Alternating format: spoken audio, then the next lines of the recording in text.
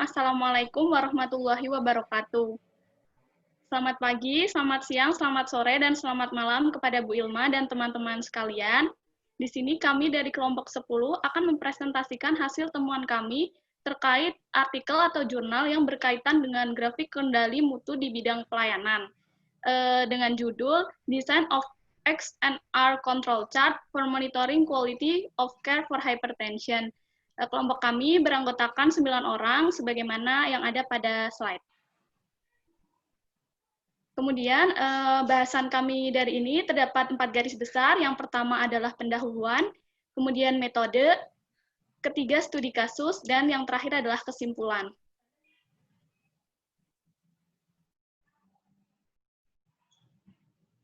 Masuk ke pendahuluan. Jadi pelayanan kesehatan seperti rumah sakit, puskesmas yang disediakan oleh praktisi ditujukan untuk mendiagnosis, mengobati, dan mencegah terjadinya penurunan kondisi baik fisik maupun mental pada masyarakat sekitarnya.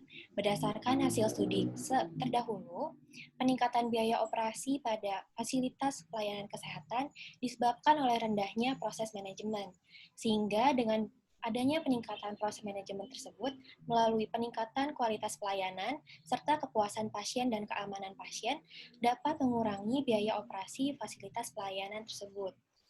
Salah satu alat yang tepat yang dapat digunakan untuk menilai dan meningkatkan kualitas pelayanan pada fasilitas pelayanan kesehatan dapat digunakan Statistical Process Control atau SPC. Next.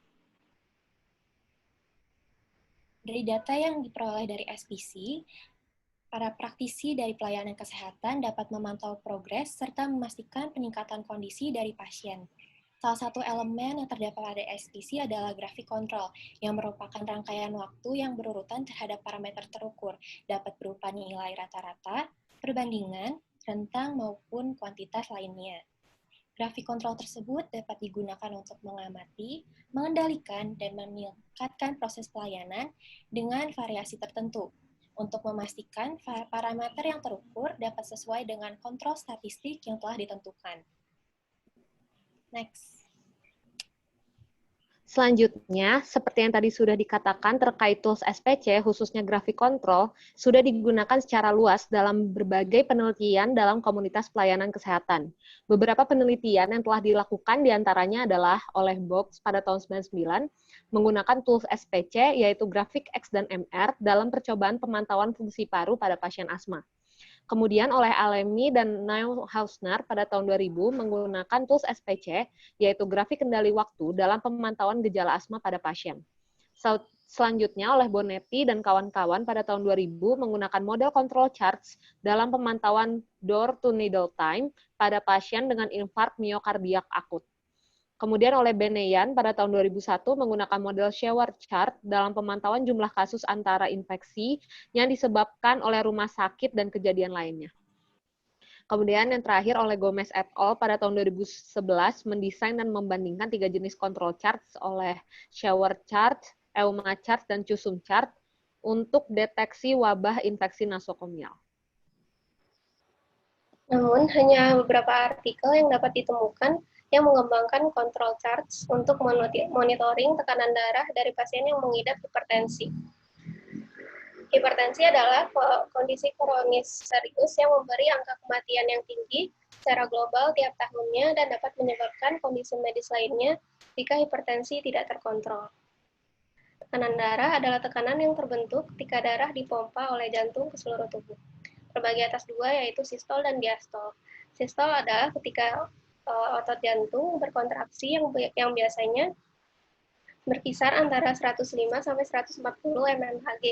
Sedangkan diastol adalah ketika otot jantung berelaksasi yang biasanya berkisar antara 60 sampai 90 mmHg. Untuk tekanan darah normal dewasa, yaitu lebih dari 18 tahun, sistolnya adalah 120 mmHg dan diastol 80 mmHg. Sedangkan persistensi tekanan darah tinggi, yaitu hipertensi, itu di atas 140/90 mmHg. Menurut penelitian Mohamed DKK, secara singkat membahas dan mengembangkan bagan X dan R untuk memantau tekanan darah sistolik pasien dengan cara monitoring individu. misalkan ukuran sampel N sama dengan 1. Namun variabilitas inheren dari tekanan darah menunjukkan bahwa pengukuran tekanan darah tunggal sepertinya tidak memberikan estimasi yang stabil tentang tekanan darah pasien. Sehingga diajukan untuk melakukan pengukuran pada pagi dan sore, serta pengukuran dilakukan duplikasi, yaitu N sama dengan 2 setiap pengukurannya. Jurnal ini mendesain bagan X dan R untuk monitoring tekanan darah diastol pada pasien agar mencapai manajemen hipertensi yang efektif. Bagan X dan R yang diusulkan didesain berdasarkan data yang diambil dari pasien di rumah. Self-monitoring tekanan darah dari pasien di rumah semakin banyak digunakan dan tampaknya menjadi metode yang tepat untuk merawat hipertensi jangka panjang. Untuk penilaian pre-treatment, post-treatment, dan follow-up penilaian digunakan untuk mengilustrasikan konsep dalam bab studi kasus. Kemudian untuk metodenya sendiri, pada percobaan ini grafik kendali diselesaikan dalam 2 tahap, yaitu fase 1 dan fase 2. Pada fase 1, nilai M dengan rentang 20-25, yaitu sebagai sampel preliminary diambil. Sampel awal ini mengandung pengamatan N dengan karakteristik X. Kemudian, dalam fase 2, grafik kendali dibuat setelah akhir dari fase 1 yang akan digunakan untuk mengawasi produksi. Dan data fase 1 digunakan untuk membuat baseline untuk fase 2. Kemudian, dalam percobaan ini diasumsikan dalam membuat grafik rataan dan range untuk memonitor tekanan darah pasien, diasumsikan bahwa data tekanan darah terdistribusi normal seiring dengan waktu. Kemudian, untuk menentukan ukuran sampel, pada percobaan ini ditentukan berdasarkan pengukuran tekanan darah pagi dan siang hari dan secara duplo, yaitu dengan sampel N sama dengan 2, dan interval pengambilan sampel setiap 12 jam. Tahap selanjutnya yaitu perhitungan batas kontrol. Contohnya untuk diastol tekanan darah normal berada pada rentang 50-90 mm/Hg. Target diastol tekanan darah yang ditentukan yaitu 80 mm/Hg. Kemudian dibuat grafik kendali rataan dan range untuk memonitor batas normal tekanan darah diastol. Untuk grafik rataan, garis tengahnya sama dengan rata-rata dari rataan sampel. Kemudian untuk batas atas dan batas bawahnya diperoleh dari perhitungan rata-rata dari rataan sampel plus minus A2 dikali rataan range. Untuk grafik range, batas tengahnya sama dengan rataan range, batas atasnya diperoleh dari perhitungan D4 dikali rataan range, dan untuk batas bawahnya diperoleh dari perhitungan D3 dikali rataan range. Jika ada plot titik sampel di luar batas atas dan atau batas bawah dari grafik rataan atau grafik range, hal ini menandakan bahwa situasi berada di luar kendali. Jika titik sampelnya jatuh di atas batas atas, artinya tekanan darah telah mengalami peningkatan. Sedangkan jika titik sampelnya berada di bawah batas bawah, artinya tekanan darah telah menurun. Jika titik sampel diplot di dalam batas kontrol tetapi dengan cara yang tidak acak atau dengan sistematis, keadaan tersebut tetap menunjukkan bahwa situasi berada di luar kendali. Selanjutnya dilakukan studi kasus pada penelitian kali ini. Tahap pertama yaitu melakukan pengumpulan data. Data dikumpulkan dari pasien hipertensi baru yang berumur 43 tahun ke atas dengan tekanan darah melebihi dari batas kritisnya, yaitu 140 per 90 mmHg. Kemudian peneliti menetapkan beberapa ketentuan-ketentuan, yaitu sebelum melakukan eksperimen, pasien diminta untuk mengukur tekanan darahnya untuk memastikan diagnosis hipertensi. Yang kedua, pasien juga diminta untuk mengubah atau menormalisasi pola hidupnya. Yang ketiga, pengambilan tekanan darah dilakukan duplo, pagi hari pada jam 7-8 dan malam hari pada jam 19-20 setelah istirahat 5 menit dari posisi duduk. Tahap kedua yaitu verifikasi data. Sebelum dimasukkan untuk perhitungan grafik kendali, data tersebut harus dilakukan verifikasi apakah data tersebut masuk dalam distribusi normal dengan mengplot kurva distribusi kumulatif dari data-data yang diperoleh. Kemudian dari grafik kurva distribusi kumulatif dapat ditentukan bahwa data yang diperoleh terdistribusi normal. Baik, selanjutnya yaitu pemantauan kualitas terapi hipertensi. Pada fase 1, data-datanya berupa data tekanan darah diastol yang telah dikumpulkan pasien selama 3 minggu sebelum terapi diberikan, dengan jumlah sampel sebanyak 42 dan N sama dengan 2. Tujuan dilakukannya fase 1 ini yaitu untuk memastikan bahwa tekanan darah terkontrol secara statistik dan untuk menentukan batas kendali atau batas kontrol dari grafik X dan grafik R, di mana batas kendali ini digunakan untuk memantau data tekanan darah di fase 2. Dapat dilihat pada grafik di samping bahwa pada grafik X itu pada grafik yang di atas dan grafik R itu yang di bawah. Pada grafik X, nilai tengahnya yaitu berupa rataan dengan nilai 92,39 mmHg dan batas atasnya yaitu 98,78 mmHg dan batas bawahnya yaitu 86 mmHg. Pada grafik R, batas atasnya yaitu sebesar 11,11 mmHg, nilai rataannya 3,4 mmHg dan batas bawahnya yaitu 0 mmHg. Selanjutnya, pada grafik X, nilai rata-rata tekanan darah diastol yaitu 92,39 mmHg.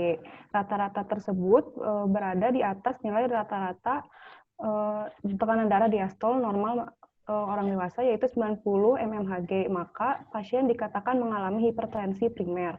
Kemudian pasien diberikan terapi berupa 10 mg angiotensin converting enzyme inhibitor setiap hari selama 3 minggu. Selama 3 minggu itu pula, pasien diminta untuk mencatat tekanan darahnya, yang lalu kemudian data tersebut digunakan untuk fase 2 atau post-treatment. Setelah data dari fase 2 diplot ke dalam grafik X dan grafik R, didapatkan bahwa hampir seluruh titik sampel berada di bawah batas bawah dari grafik X pada fase 1. Hal tersebut menunjukkan bahwa terapi memberikan hasil yang positif, yaitu tekanan darahnya turun. Selanjutnya, berdasarkan data pada fase 2, dibuat kembali grafik X dan R yang baru. Dapat dilihat pada grafik di samping, adalah hasil plot grafik yang baru. Terapi 10 mg ACE inhibitor setiap hari selama 3 minggu menunjukkan bahwa rata-rata tekanan darah diastol sudah mendekati nilai tekanan darah diastol yang disarankan oleh WHO untuk orang dewasa. Selanjutnya,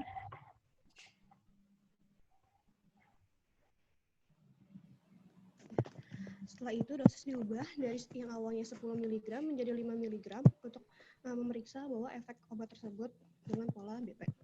Nah, terlihat bahwa titik sampel sebagian besar di bawah rataan dan LCL pada grafik X yang terlihat pada gambar keempat, dan rataan DPP atau tekanan darah diastolnya bergeser lebih rendah dengan alasan obat bekerja lebih dalam selama 3 minggu.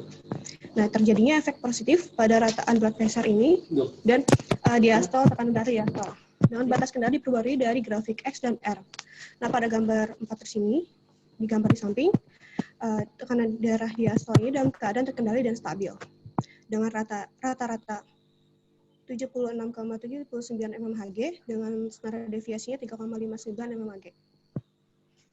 Ya, next. Nah, akhir dari terapi ini adalah pasien diberikan ACE inhibitor dengan dosis 5 mg dan pembacaan blood pressure yang teratur.